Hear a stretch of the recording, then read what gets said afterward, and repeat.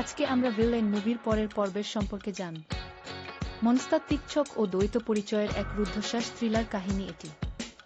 গল্পের কেন্দ্রীয় চরিত্র অত্যন্ত চতুরতার সাথে দুটি ভিন্ন পরিচয় বহন করে সবাইকে ধাঁধায় ফেলে দেয়া।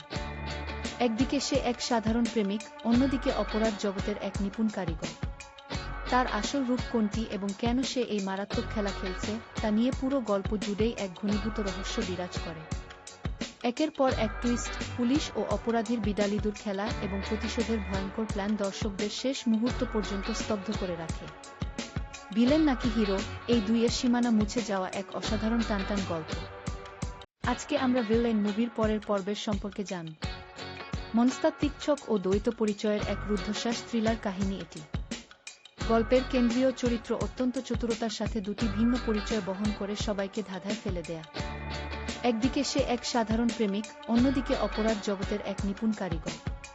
তার আসল রূপ কোনটি এবং কেন সে এই মারাত্মক খেলা খেলছে তা নিয়ে পুরো গল্প জুড়েই এক ঘনীভূত রহস্য বিরাজ করে।